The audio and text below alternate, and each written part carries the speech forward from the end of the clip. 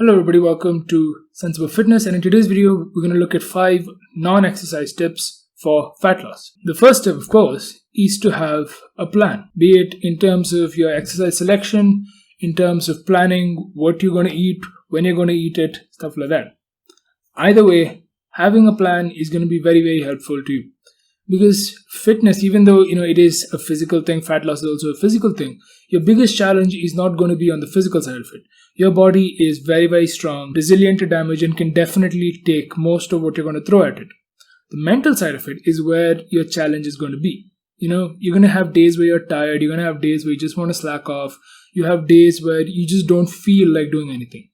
Having a plan, or indeed having plan for those days well in advance, for example, let's say through meal prepping, can help you sort of handle the mental side of having to go from a very sedentary lifestyle to a more active lifestyle. If you have a predetermined plan of what exactly you're going to eat in a day, that sort of takes the mental side out of it completely. It makes it a lot easier to lose fat, especially in the long run. And this of course counts towards the gym as well. For example, there are days that we all go in where we just don't feel like doing anything, and if you go in there without a set exercise routine, if you don't go in there without a plan, on those days where you sort of feel tired, you'll just screw around, not do anything properly, maybe spend 10 minutes on the elliptical machine or the bike, and then you'll go home.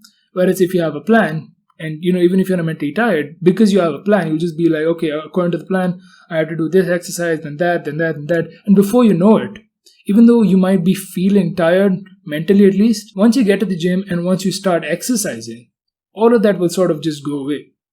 So in the long run, having a plan is definitely helpful. Second non-exercise tip for fat loss, and just general health as well here, reduce the stress in your life. Now, stress in and of itself in 2 different ways can harm your health. Firstly, having a lot of stress, having a lot of cortisol in your body can indeed suppress your metabolism.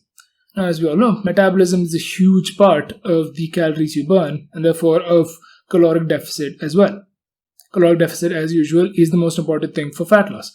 So suppressing your metabolism, or indeed reducing your metabolism because of stress, can definitely decrease the amount of caloric deficit that you are in, or indeed can put you in a caloric surplus. Furthermore, when it comes to just general health, stress and cortisol can indeed suppress your immune system as well, which means you're more susceptible to diseases, you're more susceptible to illness. And that means that you will spend more days just, laying down trying to recover instead of, being in the gym and being more active.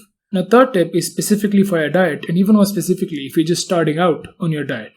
And that is to write down what you're eating and, more importantly, why you're eating something. Now, a lot of times throughout the day, even though we say that we haven't had much, what happens is that we will often be nibbling on, a few snacks here and there, maybe a biscuit or 2 here, we'll have a couple of chocolates there. And all of that will sort of add up to the amount of calories we consume and eventually put us into a caloric surplus. Writing down what you eat, and this is writing down every single thing you eat, and writing down why you had it, can definitely help you sort of tackle your own eating habits and can give you a realistic picture of what you're eating and how much you're eating. So for example, if you're having, say, breakfast, you would write down what you're having and you'd write down why, which is, it's breakfast, so you're having food. But if you're, just sitting down watching a match and let's say you're very bored, and let's say that's why you started eating a packet of chips. Now, did you actually need to eat them? Were you hungry, or were you eating because you were bored? Because if you're bored, then maybe substituting it with, say, something like chewing gum, or something that is a low calorie alternative like, say, carrots, could definitely help instead of having high calorie food just because you are bored and just because you don't have anything else to do. So writing down what you're eating and why you're eating it can give you a much more realistic picture of your current diet. Fourth tip, and sort of carrying on from the previous point, is to learn how to count your calories. Now, if you're writing down what you eat, why you eat it, and also counting how many calories it's giving you approximately, you will get an even more accurate picture of exactly how many calories you're having. Therefore, you'll get an even more accurate picture of your net caloric balance and whether you actually are in a caloric deficit or not. But do you have to count your calories to lose fat? No, of course you don't. Of course, you don't have to count your calories to lose fat. Think of this as tracking your finances. Do you have to track your finances to be in a profit?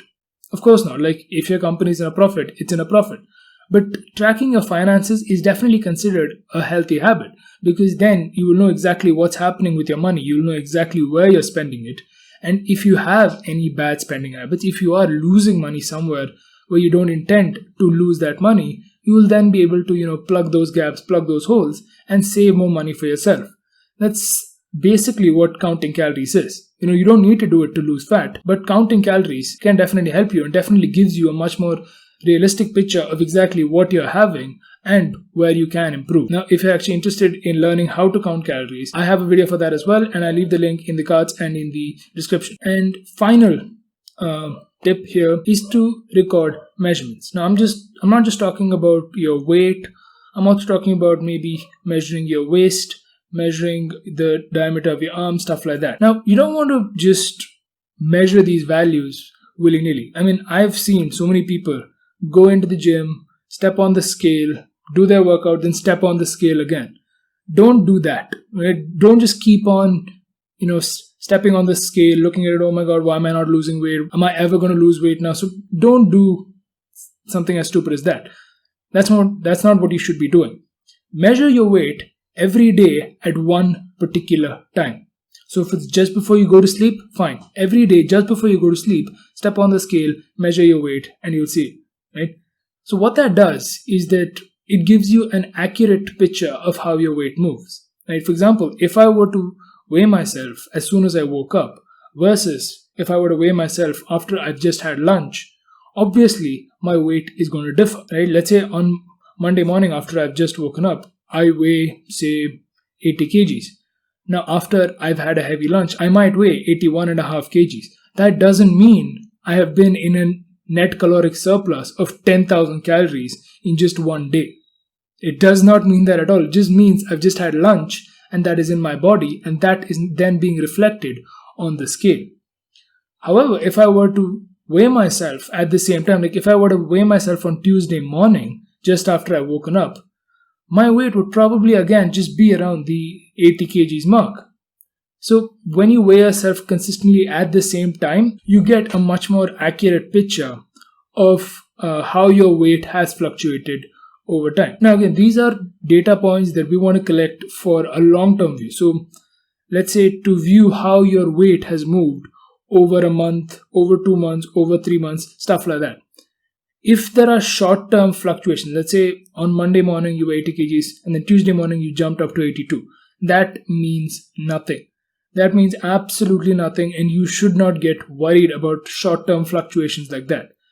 You record and you measure your weight so that over the long term you can see your progress. And indeed, to sort of overcome those short-term bursts in your weight is why we actually measure the other factors. For example, taking a measurement of the amount of body fat that you have by, say, using calipers, or say by using machines that show how much body fat you actually have, or indeed doing stuff such as measuring your waist to see how many inches you have lost, are again different measurements that we can take to sort of measure how much fat you have actually lost over a period of time. Thank you very much for watching. That was the video on 5 simple non-exercise tips for fat loss. If you like the video, like, share and subscribe. Please do click the bell icon to be notified every time a new video drops. If you have any comments, questions, doubts, topic ideas which you would like me to convert into a full-fledged video like this one, please do leave it in the comment section down below. Please do follow the channel on all other social media platforms as well. If you're interested in conversations about music, please do check out the